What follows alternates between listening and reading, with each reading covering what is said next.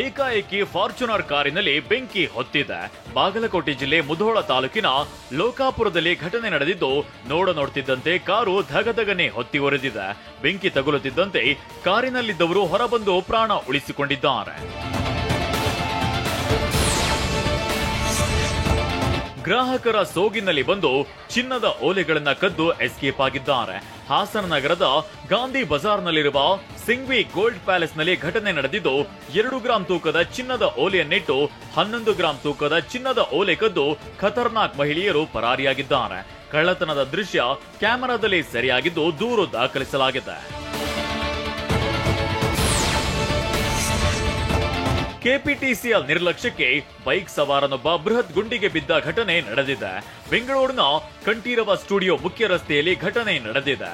Under ground cable ಕಾಮಗಾರಿಗೆ ಅಗೆದಿದ್ದ ಗುಂಡಿ ಕಾಣದೆ ಬಿದ್ದು ಬೈಕ್ ಸವಾರನ ಕಿವಿ ಮತ್ತು ತಲೆಗೆ ಗಾಯಗಳಾಗಿದೆ. ಗಾಯಾಳು ಬೈಕ್ ಸವಾರನನ್ನ ಕೆಸಿ ಜನರಲ್ ಆಸ್ಪತ್ರೆಗೆ ಶಿಫ್ಟ್ ಮಾಡಲಾಗಿದೆ. ವೀರ ಸೇನಾನಿಗಳಿಗೆ ಅಪಮಾನ ಖಂಡಿಸಿ ಇವತ್ತು ಕೊಡಗು ಬಂದ್ಗೆ ಕರೆ ನೀಡಲಾಗಿದೆ. ವಕೀಲ ವಿದ್ಯಾಧರ್ ಎಂಬಾತನಿಂದ ಫೀಲ್ಡ್ ಮಾರ್ಷಲ್ ಕಾರ್ಯಪ್ಪ, ಜನರಲ್ ತಿಮ್ಮಯ್ಯಗೆ ಅವಮಾನವಾಗಿತ್ತು. ವಕೀಲರನ್ನ ಕೂಡಲೇ ಗಡೀಪಾರು ಮಾಡಬೇಕು ಅಂತ ಒತ್ತಾಯಿಸಿ ಬಂದ್ಗೆ ಕರೆ ನೀಡಲಾಗಿದೆ. ಬಂದ್ಗೆ ನಾನಾ ಸಂಘ ಸಂಸ್ಥೆಗಳಿಂದ ಬೆಂಬಲ ವ್ಯಕ್ತವಾಗಿದೆ.